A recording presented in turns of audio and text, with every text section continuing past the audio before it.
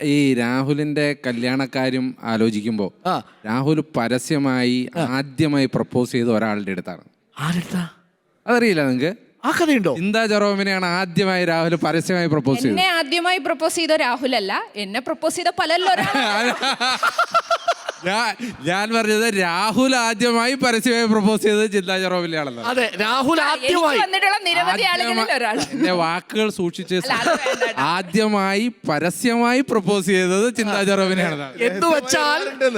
എന്ന് വെച്ചാൽ പരസ്യമായി പ്രപ്പോസ് ചെയ്യുന്നതിന് മുമ്പ് രഹസ്യമായി പ്രപ്പോസ് ചെയ്ത പല ആളുകളും ഉണ്ടാവാം.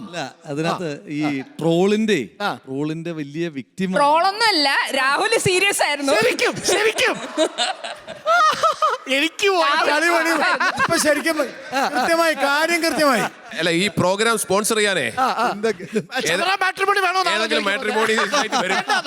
തീർപ്പാക്കും. അപ്പൊ രാഹുലേ, അതന്ന് ചിന്തയെടുത്ത് പ്രപ്പോസ് ചെയ്യാനുള്ള സാഹചര്യം ചിന്ത ശരിക്കും ഇഷ്ടമായിരുന്നു ആ സമയത്ത്? അതിനകത്ത് ഇഷ്ടല്ലേ? ചിന്ത ആർക്കും ഇഷ്ടമല്ലാത്ത ചിന്ത ആർക്കും ഇഷ്ടം. എനിക്ക് വയ്യ. അതിനകത്ത് ഈ നമ്മൾ ഈ ട്രോള് ഇപ്പൊ ഈ നമ്മുടെ ഈ ICU ട്രോൾ അങ്ങനെയൊക്കെയുള്ള സാധനങ്ങൾ സജീവമാകുന്നതിന് മുമ്പ് കുറേ വർഷമായി. അപ്പം 2016 തോന്നുന്നു, 17 ചിന്ത ഓർത്ത് പരസ്യമായി ഒരുപാട് പേര് പ്രപ്പോസ് ചെയ്തിട്ടും ഈ വർഷം ഓർമ്മിച്ചിരിക്കുന്ന എന്താ കാര്യം? എന്നെ പ്രപ്പോസ് ചെയ്ത എല്ലാവരുടെയും വർഷവും തീയതി എനിക്ക് ഓർമ്മ. 200 പേജ് ബുക്ക് വെച്ചിട്ടുണ്ടോ? 200 പേജിന്റെ ഒരു ബുക്ക് വെച്ചിട്ടുണ്ടോ? ചോദിച്ചേട്ടാ, അതെല്ലാം 4 അരുണിനെ ഒരു മധ്യസ്ഥയിലാക്കിയിട്ടേ തീരുമാനമാക്കിയല്ലോ. അല്ല അരുണേ, അതിനകത്ത് അപ്പൊ അന്ന് ചിന്തയുടെ വീട്ടിലാരോ ചിന്തയുടെ ഒരു പ്രപ്പോസല് ഒരു കമ്മ്യൂണിറ്റി മാട്രിമോണിയിൽ ഇട്ടിട്ടുണ്ടായിരുന്നു. അപ്പൊ അതിന് തൊട്ട് മുമ്പ് ചിന്തയുടെ ഒരു പ്രസംഗം, എവിടുത്തെയാണെന്ന് ഓർക്കുന്നില്ല, ഒരു പ്രസംഗം. ഞാൻ തുറന്നു പറയട്ടെ, സംഭവം അത് ചിന്ത എൻ്റെ അടുത്ത് പറഞ്ഞിരുന്നു. അത് ചിന്ത അറിയാതെ ചിന്തയുടെ ഞാനും അങ്ങനെ തന്നെയാ പറഞ്ഞത്. ചിന്തയുടെ വീട്ടുകാരൊപ്പിച്ചു. ഞാനും അങ്ങനെ തന്നെയാ പറഞ്ഞേ, ചിന്തയുടെ വീട്ടുകാരോന്ന് തന്നെയാ ഞാനും പറഞ്ഞേ. അപ്പൊ അത് കഴിഞ്ഞ് കഴിഞ്ഞപ്പോ ഞാൻ വളരെ രസമായിട്ട് അതിനെ ട്രോൾ ചെയ്തതാണ്. പക്ഷെ അന്ന് ഈ ട്രോളിന്റെ സെൻസ് ഒന്നും ആളുകൾക്ക് അത്ര കണ്ട് അത് ആ ഒരു ലാംഗ്വേജ് അത്ര പരിചിതമായിരുന്നില്ല. അപ്പൊ പിന്നെ വലിയ എൻ്റെ ലൈഫിലെ ആദ്യത്തെ സൈബർ അറ്റാക്ക് എന്ന് പറഞ്ഞാൽ ആ വിഷയത്തിലായിരുന്നു. അപ്പൊ എനിക്ക് മനസ്സിലായി ചിന്തയ്ക്ക് ചോദിക്കാനും പറഞ്ഞ ഒരുപാട് ആളുകളുണ്ട്. കാരണം തമാശ രൂപത്തിൽ പ്രപ്പോസ് ചെയ്തപ്പോൾ പോലും വളരെ വലിയ സൈബർ അറ്റാക്ക് ഉണ്ടായിരുന്നു. രാഹുലിന്റെ അന്നത്തെ 2017 പ്രപ്പോസൽ ഉണ്ടല്ലോ, ഇപ്പോഴും ചിന്ത മനസ്സ് വെച്ചേക്കുന്നുണ്ടോ? അല്ല, എനിക്ക് വന്നിട്ടുള്ള എല്ലാ പ്രപ്പോസൽസും എനിക്ക് ഓർമ്മയുണ്ട്.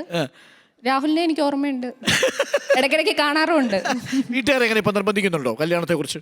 അമ്മ ഇടയ്ക്ക് പറയാറുണ്ട്. ഈ റിപ്പോർട്ടർ ചാനലിന്റെ ഈ പരിപാടികൾ വെച്ചാൽ നമുക്ക് അങ്ങോട്ട് തീരുമാനിച്ചാലോ? അപ്പൊ അതാ ഞാൻ ആലോചിച്ചത്, എന്തിനാ ഇത്ര സമയം എടുക്കുന്നത് അല്ലേ? അമ്മ ഇവിടെ വന്നിട്ടുണ്ട്, നമുക്ക് ഇവിടെ തീരുമാനമായാലോ? അമ്മയും വന്നിട്ടുണ്ട്. അമ്മ ഇവിടെ വന്നിട്ടുണ്ട്. പ്രേക്ഷകർ അറിയട്ടെ, ഇത് നമ്മൾക്ക് എനിക്കൊന്നും ചിന്തയുടെ ഏറ്റവും മികച്ച സുഹൃത്ത് വലയമാണ്. എന്താ തീരുമാനം? പ്രേക്ഷകർക്ക് അറിയണം, ചിന്ത കല്യാണം കഴിക്കുന്നുണ്ടോ ഇല്ലയോ? രാഹുലിൻ്റെതായ ഒരു പ്രത്യയശാസ്ത്രത്തിൽ വിശ്വാസമുണ്ട്. ഞാനും വളരെ വ്യത്യസ്തമായ, ഞങ്ങളുടെ രണ്ടുപേരുടെയും ആശയധാരകളും പ്രത്യയശാസ്ത്ര ധാരകളും വ്യത്യസ്തമാണ്. അല്ല വ്യത്യസ്തമാണ്. പ്രണയത്തിനൊറ്റ പ്രത്യയശാസ്ത്രമേ ഉള്ളൂ. ഒരു കാര്യം ചെയ്യാം, കേരളത്തിൽ മാത്രമേ പ്രശ്നമുള്ളൂ. കല്യാണമൊക്കെ കർണാടക നടത്താം. അരുണേ അല്ല, ഒരു ചാനൽ പ്രോഗ്രാമിന്റെ ഭാഗമായിട്ടാണെങ്കിലേ കേട്ടോ, ഒരു ചാനൽ പ്രോഗ്രാമിന്റെ ഭാഗമായിട്ടാണെങ്കിലും പ്രത്യയശാസ്ത്രപരമായ ഒരു നോ കേൾക്കുന്ന ആദ്യമായിട്ടാണ്. പ്രത്യയശാസ്ത്രപരമായിട്ട് നോയൊക്കെ കേട്ടിട്ടുണ്ട്, പക്ഷെ പ്രത്യയശാസ്ത്രപരമായ നോ ആദ്യമായിട്ടാണ് കേൾക്കുന്നത്. സിഫിന്റെ കാര്യത്തിലോ നമ്മുടെ സജീഷിന്റെ കാര്യത്തിലോ 1 ഡസൻ പ്രശ്നങ്ങളുണ്ടായിരുന്നു. അവിടെയാണ് 2 പ്രശ്നങ്ങൾ, 2 പ്രയാസങ്ങളാണ് ഉള്ളത്. ഒന്ന് എനിക്കൊരിക്കലും യോജിച്ചു പോകാൻ പറ്റാത്തൊരു രാഷ്ട്രീയ നിലപാടാണ് ഒന്നാമത്തത്.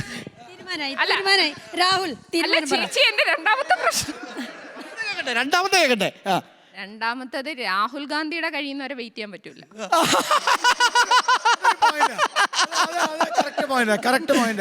അത് കറക്റ്റ് പോയിന്റാ. അപ്പൊ രാഹുൽ വെയിറ്റ് ചെയ്യാൻ പറ്റില്ല, നടക്കത്തില്ല.